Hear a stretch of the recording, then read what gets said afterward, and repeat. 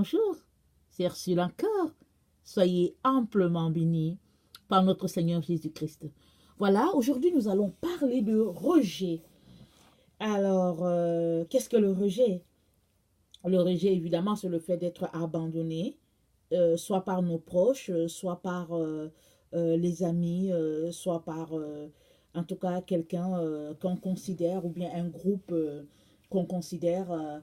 Alors, le rejet, il peut être direct, c'est-à-dire la personne te dit carrément que non, au fait, je ne veux plus rien savoir de toi, tu ne fais plus partie de la famille, tu ne fais plus partie de mes amis. Ou le rejet, il peut être indirect, c'est-à-dire que les gens se retrouvent et puis ils parlent sur ton dos.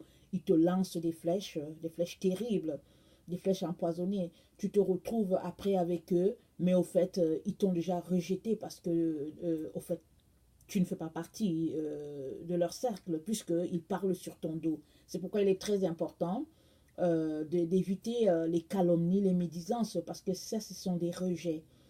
Et le rejet aussi, il peut être indirect dans le sens que, bon, on a le comportement bizarre envers l'autre, ou bien l'autre a des comportements bizarres envers nous. On est là, on se dit que, bon, on est des amis, alors que dans le fond, cette personne ne nous tient pas dans son cœur. Et, euh, et ça, c'est des formes de rejet. On peut aller là-dedans, c'est assez profond. Bon, on ne va pas s'étendre sur toutes les différentes formes de rejet, mais le rejet, il est vraiment actuel, surtout dans notre temps aujourd'hui, où les gens sont vraiment portés vers le matériel, vers le paraître. Il y a beaucoup, beaucoup de rejets. Les gens courent après un certain standing, une certaine prospérité. Alors, ceux-là qui ne font pas partie d'eux, bon, voilà, sont rejetés. Il y a les personnes handicapées qui sont rejetées. Les personnes souvent sont rejetées à cause de leur race. Et bon, on sait tous que les personnes immigrantes vivent dans les pays occidentaux. Et il y a des personnes, les personnes homosexuelles, elles sont rejetées. Les personnes à tendance différente. Vraiment, il y a toutes sortes de rejets et on ne peut pas l'ignorer. On ne peut pas ignorer que ce sont des blessures très profondes qui font que plusieurs personnes se retrouvent séparées de Dieu à tout jamais, bannies complètement. C'est-à-dire qu'ils ne veulent rien, rien savoir de Dieu, comme si Dieu était responsable de leur situation. Oui, on peut comprendre ça parce que les gens peuvent se dire que non, au fait, je souffre trop et dans notre univers reste concentré à ce qu'on vit. Mais on peut aussi se tourner vers Dieu et y voir vraiment la solution ultime pour ce problème de rejet. Alors, j'aimerais vraiment nous encourager à nous tourner vers le Seigneur qui est capable de régler nos problèmes de rejet. Il y a une chose qui est importante, c'est de ne pas cacher son problème de rejet. Très souvent, ce qu'on fait, c'est qu'on camoufle. On se dit, bon, c'est rien. On passe le tapis dessus, alors que en dessous du tapis, c'est très profond ce qu'on vit. Et on rit avec les gens, on fait comme si tout va bien, alors que dans le fond, oh là là, ça va pas, ça va pas. Alors c'est bien de venir devant Dieu avec son problème. Pourquoi? Parce que Dieu nous a créés, il nous a façonnés, il nous connaît dans toute notre racine, il connaît notre ADN, il sait tout ce qu'il a mis en nous, il sait tout ce qu'on vit. Et ça, c'est l'un des éléments. Le second élément, c'est que Dieu est la première personne qui a vécu le rejet. Vous voyez, il a créé les anges. Et c'est lui qui a mis tout l'univers en place. Il a créé les anges. Mais il y a un tiers des anges qui l'ont abandonné. Satan était le premier qui a monté la rébellion. Parce que, bon, il voulait la place de Dieu. Il a monté la rébellion. Et ça, c'est vraiment quelque chose de blessant. Quand tu sais que tu as créé quelqu'un, la personne est sortie de toi, c'est toi qui l'as fait, et la personne se rebelle contre toi, il n'y a rien de plus blessant. Alors Dieu, c'est quelqu'un qui a connu le rejet. Et puis, après ce qui s'est passé avec Satan, il a décidé de créer l'homme à son image. Dans Genèse 1, il a dit, créons l'homme à notre image. Il parlait, il était avec son fils Jésus. Il était là, le Saint-Esprit était aussi là. Créons l'homme à notre image. Alors, il a fait l'homme à l'image de Dieu. Et il l'a façonné vraiment à sa ressemblance. Mais malheureusement, la Bible nous dit encore que au fait, l'homme l'a abandonné. L'homme a tourné le dos à Dieu et il a pris le chemin de Satan. Il s'est laissé tromper par Satan. Et voilà. Alors, Dieu est encore celui-là qui est allé vers l'homme pour parler à son cœur. Il est celui-là parce que quand Adam et Ève se sont rendus compte qu'ils étaient nus, voilà, c'était difficile, c'était le désarroi, puisque Dieu leur avait dit de ne pas toucher tel arbre. Et Dieu est celui-là encore qui allait vers eux, il les a couverts, parce que, bon, leur nudité était exposée, il les a couverts, il est celui-là qui est encore allé parler à leur cœur, et il les a fait sortir du jardin, pas parce que il était méchant, mais c'était la seule chose pour sauver le ciel et toute la création. Parce que si Dieu les laissait là, dans le jardin d'Éden, tout serait contaminé. Les enfants qu'ils auraient fait, toute la création, ce sang-là serait complètement contaminé. Alors Dieu les a fait sortir du jardin et Dieu les a aidés à pouvoir marcher, comment vivre maintenant que ils sont sortis de cet endroit béni-là. Il a encore été là et Dieu a encore été là quand Adam a fermé ses yeux parce qu'au fait, Adam, c'est la première création. C'est pas la première création, c'est la première personne que Dieu a fait de ses mains. Alors, j'espère que vous ne pensez pas qu'Adam est en enfer. Adam, il est dans la présence de Dieu parce que Dieu a été là, Dieu a cheminé avec lui, l'aidant à revenir de cette situation de chute dans le jardin. Alors, c'est pourquoi je dis que Dieu est la personne qui peut t'aider à passer dans la situation de rejet. C'est vrai qu'il y a plusieurs solutions. Il y a des personnes qui peuvent ils vont trouver d'autres personnes pour parler de leur situation de rejet. Souvent, si on est rejeté par la famille, on peut aller chercher un membre, un membre qui connaît bien la famille pour que la famille nous réintègre. Et souvent, on peut aller voir des psychologues pour que le psychologue puisse nous aider à passer à travers. Mais n'oublions pas que toutes ces solutions-là, c'est des solutions humaines, c'est des personnes qui essayent de nous aider. Et le psychologue, au fait, tout ce qu'il va nous aider, c'est à pointer le problème. Mais il ne va jamais nous tourner vers la personne de Dieu parce que la psychologie, c'est une matière, oui, qui vient de Dieu. Mais ils ont fait sortir Dieu de la psychologie. Parce qu'en psychologie, il ne faut pas parler de Dieu. Et c'est comme si l'être humain lui-même, il trouve sa solution dans ses problèmes. Oui, c'est vrai que Dieu nous a créés avec une intelligence et on est capable de pouvoir trouver une solution par-ci, par-là. Mais Dieu est celui-là encore qui nous dirige dans les différentes solutions qui se présentent à nous. Et quand tu vas chez le psychologue, oui, il te fait pointer le problème, mais tu restes dans ce cercle-là où tu ne sais comment en sortir. Alors qu'avec le Seigneur dit oui, oui, tu as été rejeté, mais voilà, il faut pardonner. Et puis, il faut avancer, il faut aller dans telle direction ou bien telle autre. C'est pourquoi je vous encourage vraiment, si vous vivez une situation de rejet, je vous encourage à prendre la solution de Dieu. Oui, il y a des personnes qui diront que non, moi je n'entends pas Dieu, alors je préfère parler à une personne qui m'entend et tout. Je veux te dire que Dieu, il parle toujours.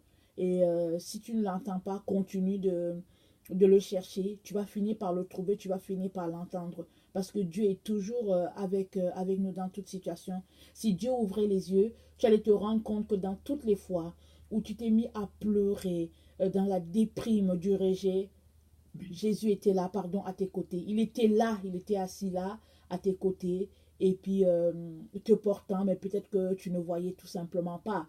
Alors, notre Dieu est toujours là, il ne nous rejette jamais, parce qu'il sait combien on vit des situations de détresse, des situations tout simplement terribles. Alors, nous avons l'exemple de Anne dans 1 Samuel 1 à 20. Dans 1 Samuel 1, du verset 1 à 20, on a l'histoire de Anne.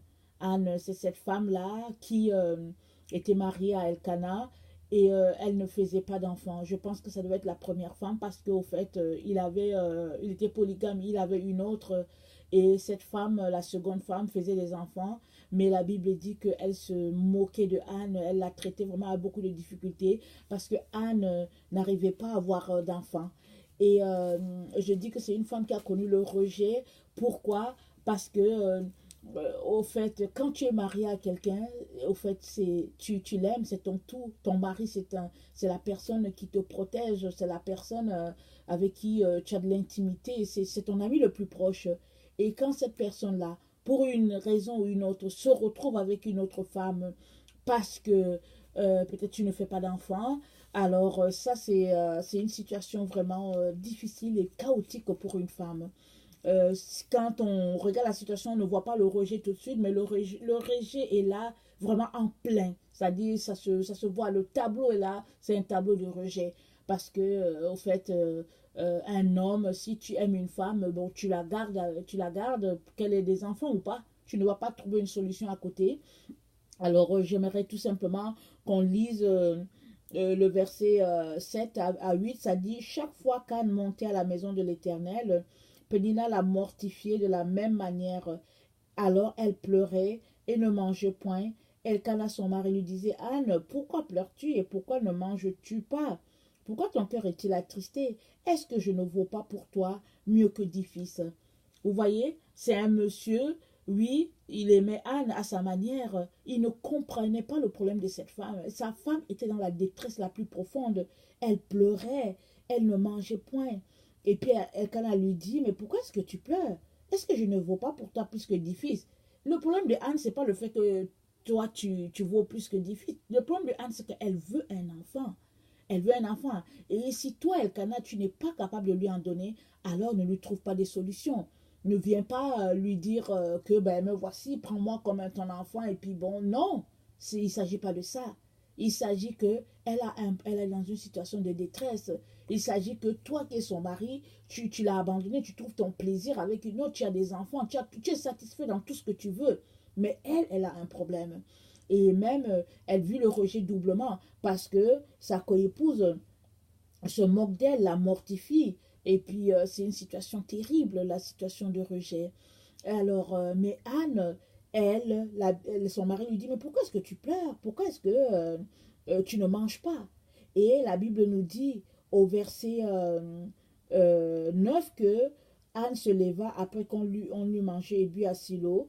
Et l'amertume d'âme là, elle pria l'Éternel et versa des pleurs. Tu vois, elle a pleuré, elle a versé des larmes devant l'Éternel. Elle est allée trouver sa solution devant l'Éternel. Et c'est pourquoi je vous encourage vraiment dans votre situation de rejet à aller trouver la solution devant l'Éternel. Parce que lui, il va te trouver la solution. Et l'histoire nous raconte, je vous conseille de lire jusqu'au verset 20, même tout le chapitre 1 et puis même le chapitre 2, la louange de Anne. L'histoire nous raconte que Dieu a entendu Anne et il a béni cette femme et par elle, il a donné un prophète puissant à Israël dans la personne de Samuel. Mais il a fallu que cette femme-là connaisse le rejet. Il a fallu qu'elle passe par des moments terribles, des moments de détresse, pour que de cette situation de détresse sort quelque chose de glorieux, quelque chose de divin. Alors c'est ça. L'autre personne qui a connu le rejet, c'est notre Seigneur Jésus. Le Seigneur, vraiment, il est venu. La Bible nous dit que les siens ne l'ont pas reçu.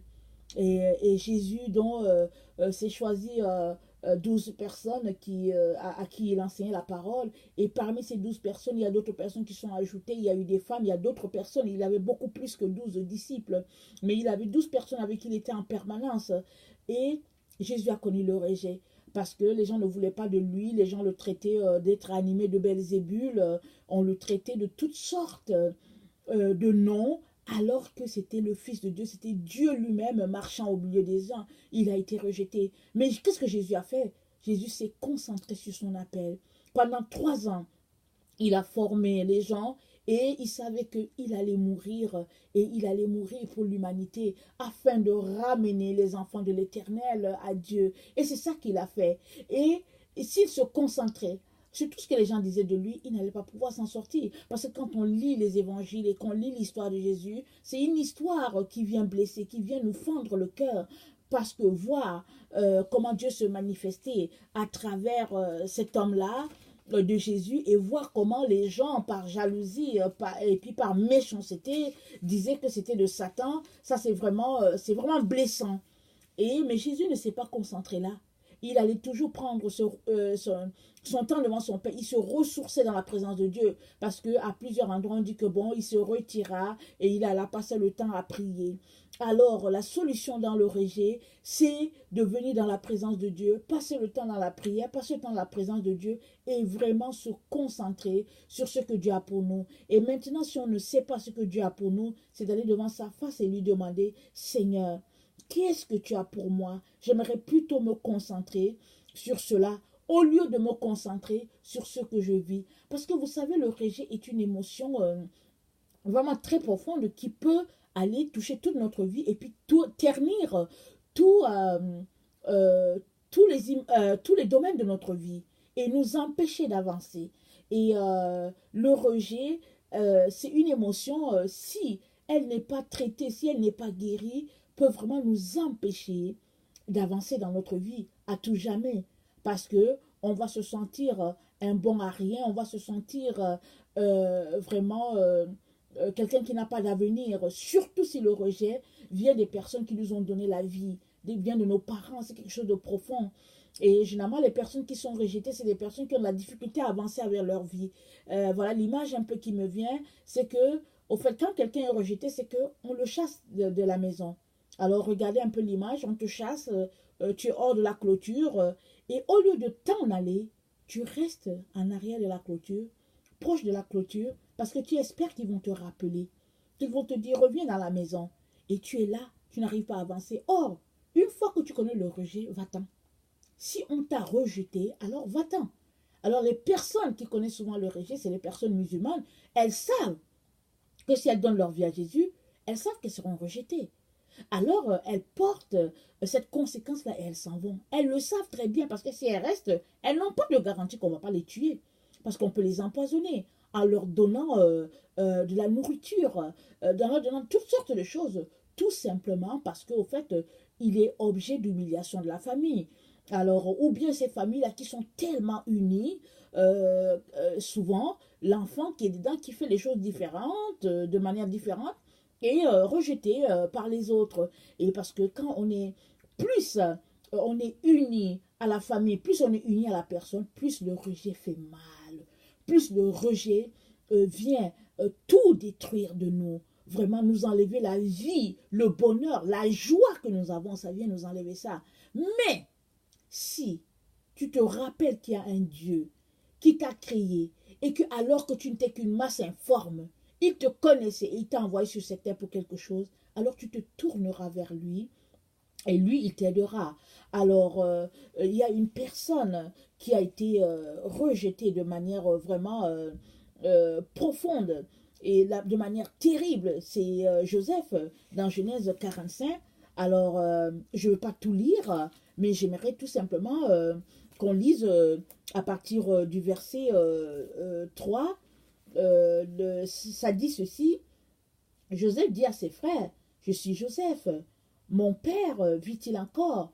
Mais ses frères ne purent lui répondre car ils étaient troublés en sa présence. Joseph dit à ses frères, approchez-vous de moi. Et ils s'approchèrent. Il dit, je suis Joseph, votre frère, que vous avez vendu pour être mené en Égypte. Maintenant, ne vous affligez pas et ne soyez pas fâchés de m'avoir vendu pour être conduit ici, car c'est pour vous sauver la vie que Dieu m'a envoyé devant vous. Voilà. 2 ans que la famine est dans le pays et pendant 5 années encore, il n'y aura ni labour ni moisson. Dieu m'a envoyé devant vous pour vous faire subsister dans le pays et pour vous faire vivre par une grande délivrance. Ce n'est donc pas vous qui m'avez envoyé ici, mais c'est Dieu. Il m'a établi père de Pharaon, maître de toute sa maison et gouverneur de tout le pays d'Égypte. Hâtez-vous de remonter auprès de mon père et vous lui direz. Et puis bon, la suite, ça continue. Alors, donc Joseph On connaît tous l'histoire de Joseph. L'histoire de Joseph, c'est une histoire qui vient toujours me chercher. Quand je regarde ce film, que ce soit en bande dessinée, que ce soit avec des personnes réelles, ça vient toujours me chercher, me faire verser beaucoup, beaucoup de larmes. Parce que c'est un jeune qui a vécu des choses terribles. Il était encore adolescent.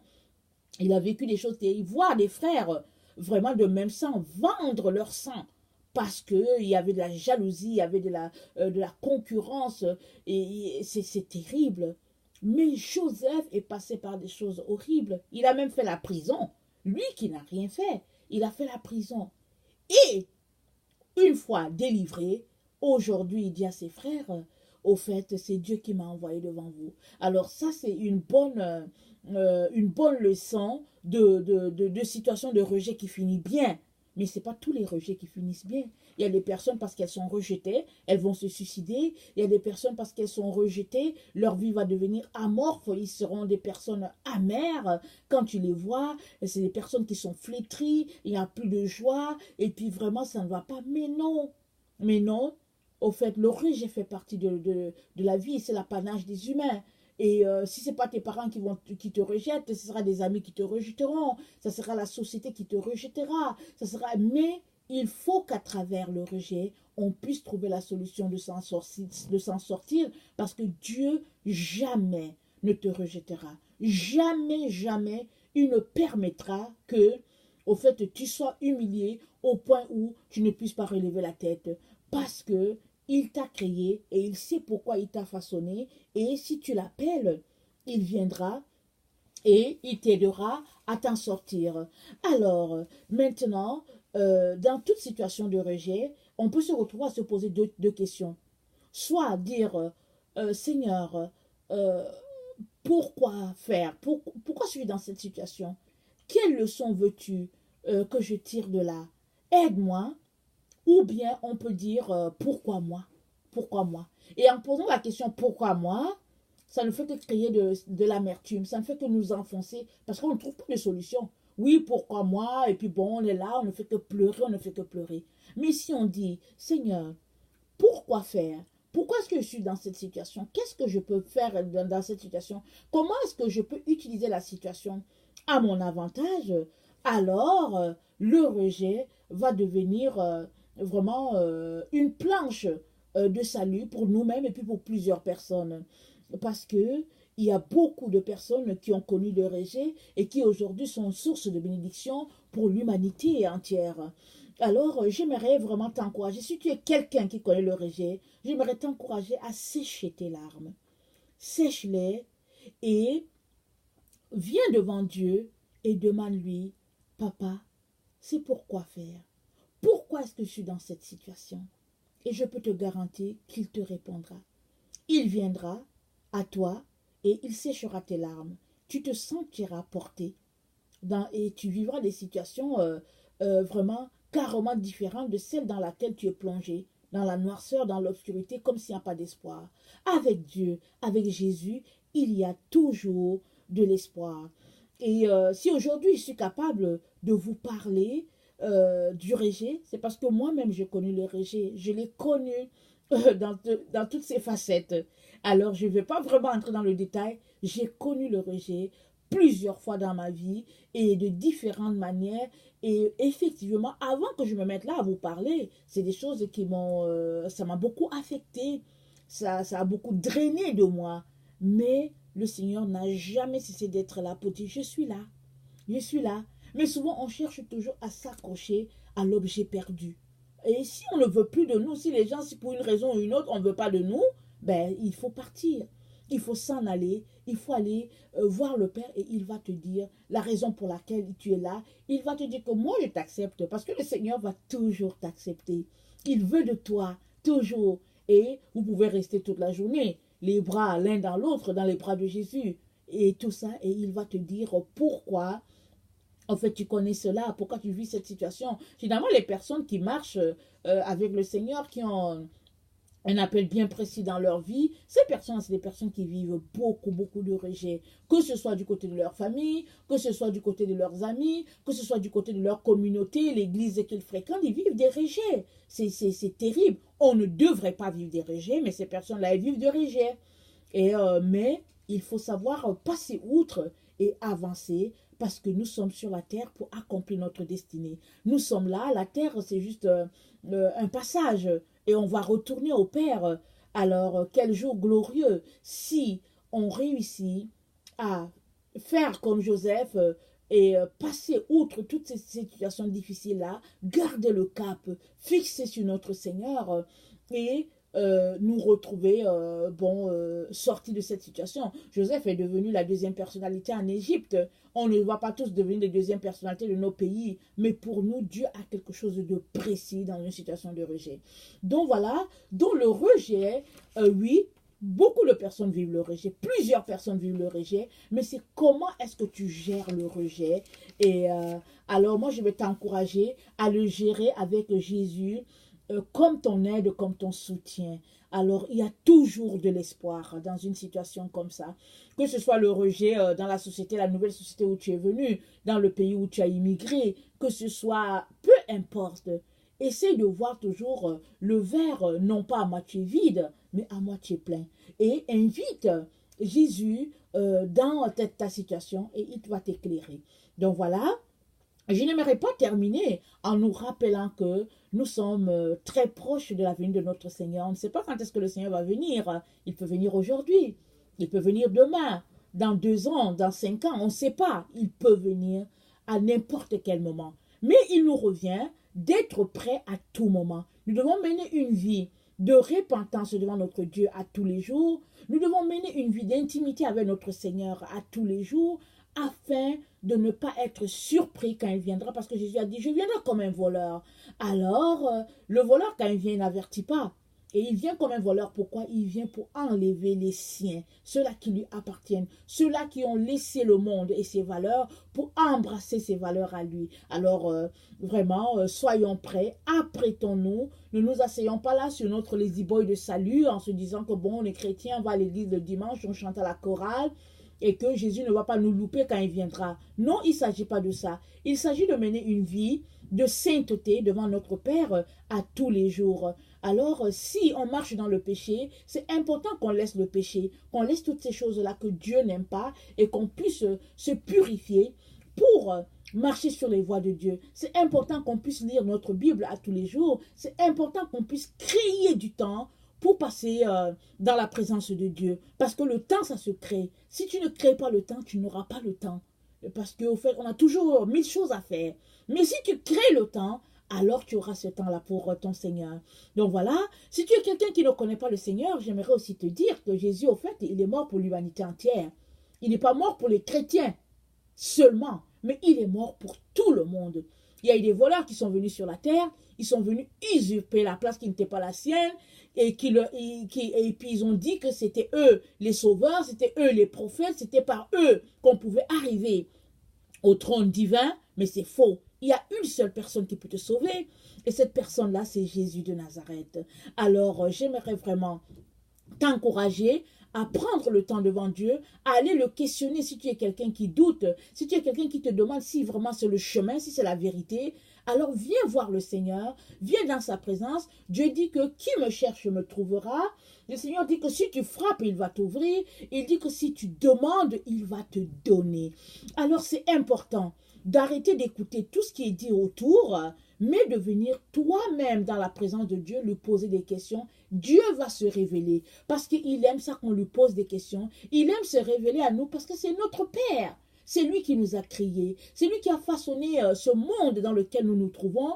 Et il veut que nous puissions nous retrouver un jour dans sa présence pour vivre une vie éternelle dans la félicité. Alors pense-y, mais ne traîne pas, mais viens devant le Père et puis il va t'éclairer. Voilà, soyez bénis. Merci.